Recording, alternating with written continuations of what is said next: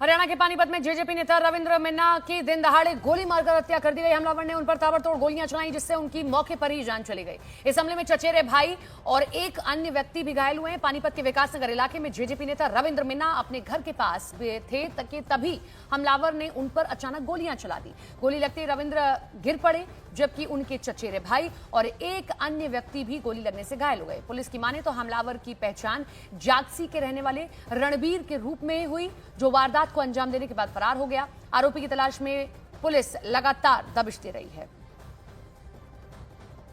गोली चलने की और एक की जो है डेथ होने की सूचना है और 2 इंजर्ड हैं। उसमें हम पूर्ण जानकारी लेकर के फिर बता दें। तो परिवारों ने बताया कि कौन लोग थे मारने वाले जी? वो अभी पता करके जैसे भी होगा।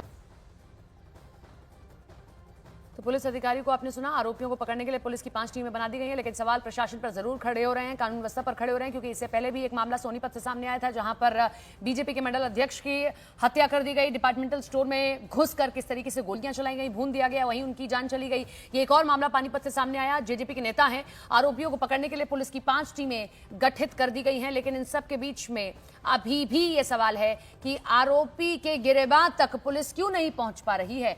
जेजेपी नेता की हत्या हो जा रही है, आम लोग कैसे सुरक्षित होंगे अगर इतने बड़े बड़े लोगों को टारगेट किया जा रहा है, जो नेताओं के आसपास रहते हैं, जो बड़ी सिक्योरिटी में रहते हैं, जिनके आसपास लोगों का हुजूम रहता है, लेकिन बावजूद इसके उनको टारगेट किया जा रहा है। पहले सोनीपत का मामला सामने आया, वहां बीजेपी के मंडल अध्यक्ष की इस तरीके से हत्या कर दी गई। दूसरा पानीपत में जेजेपी नेता रविंद्र मिन्ना की हत्या कर दी गई है। आरोपियों को पकड़ने के लिए टीमें बना दी गई हैं, लेकिन अभी भी सवालों के घेरे में पुलिस प्रशासन हरियाणा का जरूर है कि लगातार ऐसी घटनाएं हरियाणा के भीतर क्यों बढ़ रही हैं। सोनीपत, पानीपत आसपास ही हैं, सीमाएं लगती हैं, और इस इलाके में क्यों इस तरीके की घटनाएं लगातार बढ़ती जा रही हैं। आपसी विवाद में जेजेपी नेता की हत्या की आशंका है।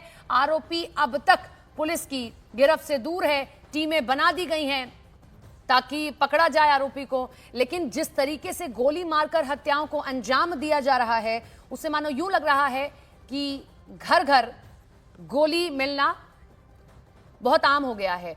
पानीपत से हमारे सहयोगी कल्याण हमारे साथ में लाइव जुड़ रहे हैं, उनका शंकर आनंद हमारे साथ में लाइव जुड़ रहे हैं, उनका कहते हैं। शंकर, सोनीपत में मंडल अध्यक्ष की हत्या हो गई, पानीपत में जेजेपी नेता को मौत के घाट उतार दिया गया। मानो यूं लग रहा है कि इस इलाके में घर घर गोलियां मिलना बहुत आसान हो गया है और किसी पर भी गोली चला दी जाएगी। निश्चित तौर पर देखिए, बेहद दिल को झकझोर देने वाली ये घटना कही जा सकती है। और जिस तरह से अगर रविंदर की बात करें तो रविंदर जो है यहाँ पर एक बहुत ही चर्चित युवा नेता के तौर पे जाने जाते थे, और जिस तरह से इस हत्याकांड को अंजाम दिया गया है, लोग भी अब कई तरह के सवाल पूछ रहे हैं। जिस तरह से रणवीर की अगर बात करें तो रणवीर नाम के आरोपी ने इस हत्याकांड को अंजाम दिया है, और यहाँ पर देखा जा सकता है कि यहाँ पर जिस तरह से अब कई लोग जो हैं ये सवाल पूछ रहे हैं। और खासतौर पर रणवीर की अगर बात करें तो रणवीर का जो आचरण है उसके बारे में कई ऐसे पहले भी ऐसी जानकारी मिली थी कि वो उसके जो कैरेक्टर को लेकर कई तरह के सवाल उठाए जा रहे थे। लेकिन जिस तरह से यहाँ पर अब तमाम जो लोग इकट्ठा हुए हैं, यहाँ पे देखा जा सकता है ये पीछे युवा नेता रविंदर उनका आवास है, और यहाँ पर अब तमाम जो लोग हैं वो इकट्ठा हो चुके हैं। मैं जानना चाहूंगा कि जिस तरह से रविंदर की हत्या हुई है, अब इस मामले में आप लोगों को क्या नया है? पुलिस से क्या आप चाहते हैं कि जितना जल्द से जल्द आरोपी की गिरफ्तारी हो? आरोपी की गिरफ्तारी जल्द से जल्द हो। नामजद हो गया है ये, इसको पहले भी इसने चैलेंज कर रखे थे, धमकी की वार्निंग पहले भी दे रखी थी, मैं गोली मारूंगा, और इसने आघात लगाकर। अच्छा, पहले से ही धमकी दे दिया था? पहले से ही दे रखी थी धमकी, 3-4 साल से देता ही आ रहा था, और इसने मौका लगाकर षड्यंत्र रचकर प्लान बनाया कर ना धोखे से वारदात करी है। अच्छा, तो सबसे पहले उसे बुलाया गया और वहां पे पहले से हत्यारा बैठा हुआ था? हाँ जी, उसके बाद इस हत्याकांड को अंजाम दिया गया? वो पहले से ही बैठा था वहाँ, और ये पूरा षड्यंत्र कर कर जब मारा, धोखा पड़ी करके। तो इस मामले में अब क्या पुलिस की टीम यहाँ पे मौके पे आई कि इस तरह की तफ्तीश कर रही है? नहीं, अभी तक तो नहीं, हॉस्पिटल में गई थी, उन्होंने रिपोर्ट दर्ज कर ली है जी, और उसके बाद पोस्टमार्टम के बाद देखते क्या होगा जी।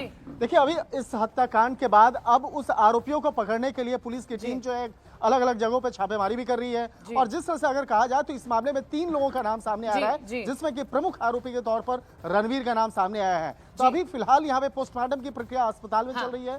पोस्टमार्टम के बाद उनका जो पार्थिव शरीर जो है वो उनके घर पे लाया जाएगा। उसके बाद और जिस तरीके से जिनसे आपने बात की, उन्होंने भी बताया कि पहले ही धमकी दी गई थी, बावजूद इसके सुरक्षा नहीं बढ़ी, बावजूद इसके गोली चल गई। बहुत शुक्रिया।